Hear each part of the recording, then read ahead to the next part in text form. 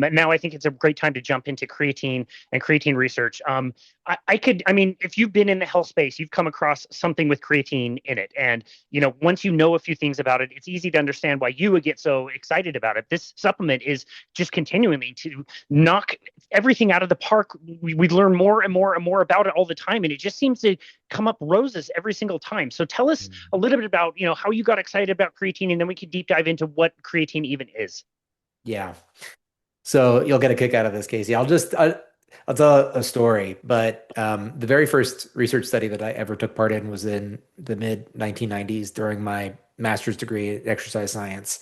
And we were looking at the effects of creatine on something called the Wingate Power Test, which I'll explain what that test is. So the test can there's a couple of different ways that it can be performed, but you do a maximal effort on a cycle ergometer, like a stationary bike, where you will go for 15 seconds all out, then you wait 45 seconds, and then you repeat that 5 times.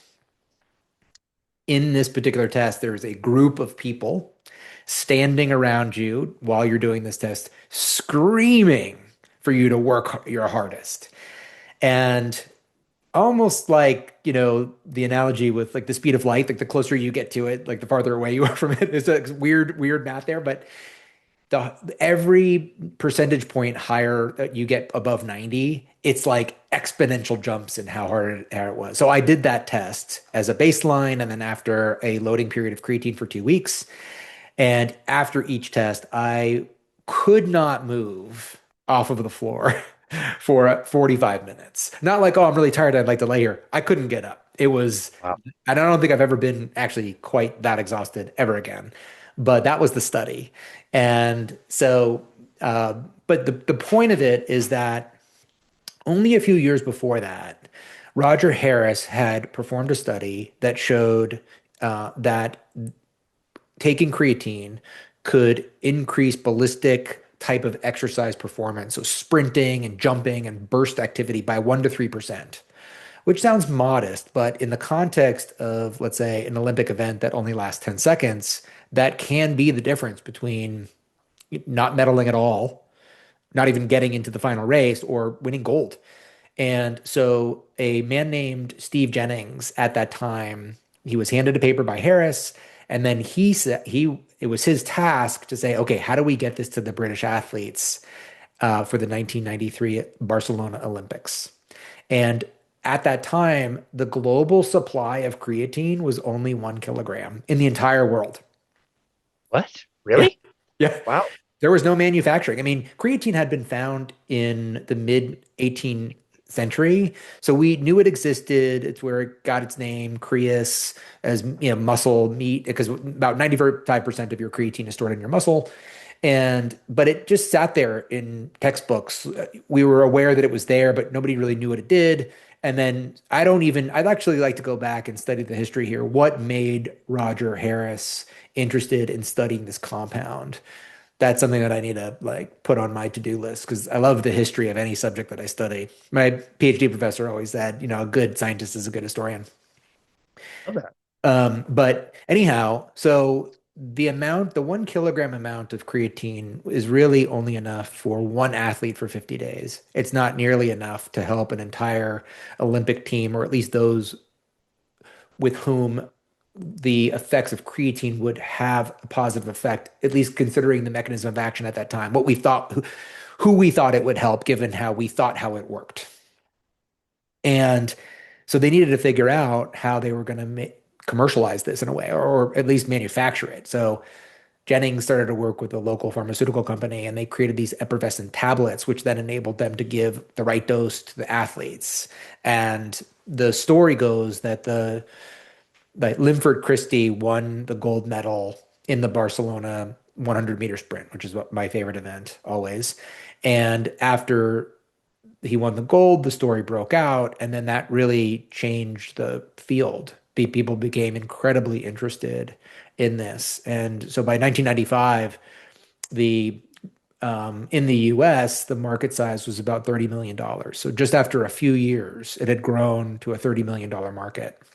And by 3 years after that, it had grown fivefold beyond that to 150 million. So it basically had gone from, elite Olympic level athletes to then anybody who wanted to train like them, any sort of athlete, then to college sports, professional sports, and then just your everyday gym goer that was doing weightlifting or anything that's trying to improve their athletic potential.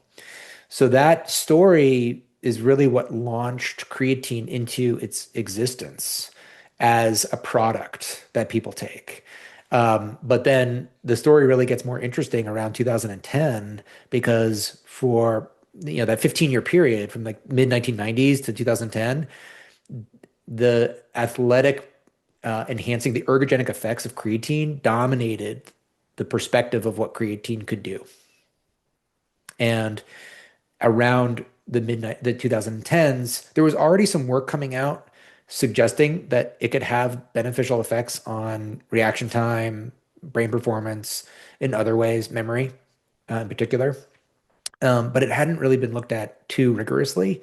There was a study in 1998 that was like kind of pretty close to like the origins that I would say made some people start to think differently. But really around 2010, I would say that the research field widened its lens on what creatine could be useful for. And at this point, now 15 years beyond that, I think we're still just at the tip of the iceberg of what this might actually be helpful for. So that's the origin story of creatine, and it's a fascinating one. It is fascinating. And just to think that, like, yeah, a few years ago, I would have said, yes, this is for athletic performance. It's Yeah, for not only like all athletic performance, it's for certain things. Like if I was in yeah, a cycling season, I wouldn't want to take creatine. If I was in an ice hockey playing season, I would. I'd want the extra, weight, and I would think that's more explosive and blah, blah, blah. But not only that, we're talking about it's not just, specific performance.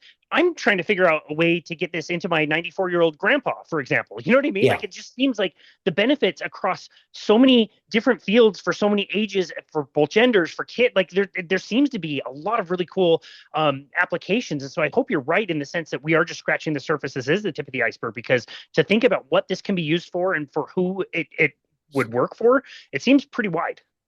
Yeah, yeah. You, a absolutely critical piece of what health is our ability to make energy to fuel processes that maintain the body and help it adapt to stressors and challenges that we face in our environment. So energy is a real key.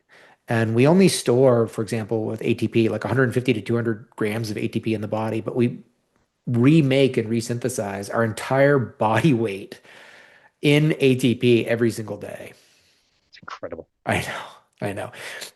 Every cell is fueled by 10 million ATP mediated reactions every second. Staggering. That's I love wild. it. I That's so love those. cool. So fun. Yeah. So, where does creatine fit into this? And so I think it's a good time to talk about this from first principles. So instead of thinking of this as an ergogenic aid that fuels sports performance, it's really a compound that is contributing to stabilization of energy processes under particular conditions.